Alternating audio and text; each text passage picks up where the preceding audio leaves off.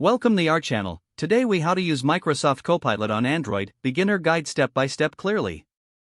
To use Microsoft Copilot on your Android device, first, ensure your operating system is updated. Next, download the Microsoft Office app from the Google Play Store if you haven't already. Once installed, open the app and sign in with your Microsoft account. On the main screen, locate the Copilot icon, usually represented by a small assistant graphic. Tap the Copilot icon to open the feature.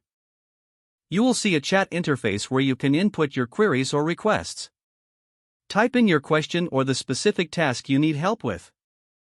Copilot will generate a response or provide assistance based on your input.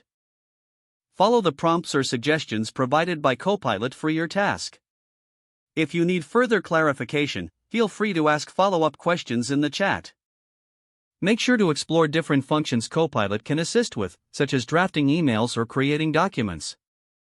Navigating through tasks might take some practice, so don't hesitate to experiment. Whenever you're done using Copilot, simply close the chat window. You can always return to it for more assistance anytime you need. With regular use, you'll become more familiar with its capabilities. Enjoy the enhanced productivity that Microsoft Copilot brings to your Android device. If the page does not load, refresh the browser or try again in a private or incognito window. Make sure you are using the correct email address, then retype it carefully to avoid small typos. If your password is not accepted, use the reset option and create a new strong password you can remember. Check your spam folder for verification or security emails, then complete any requested confirmation steps. Enable two-factor authentication if available to improve account security and reduce unauthorized access risk. After signing in, review your profile details so your contact information and settings are accurate and current.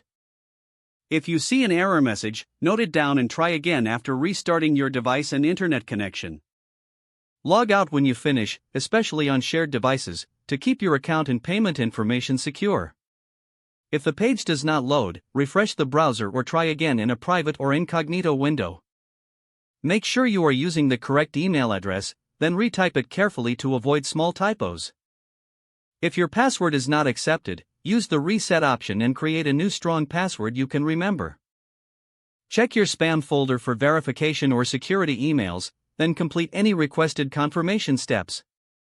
Don't forget to like this video and subscribe to our channel for more step-by-step tech guides.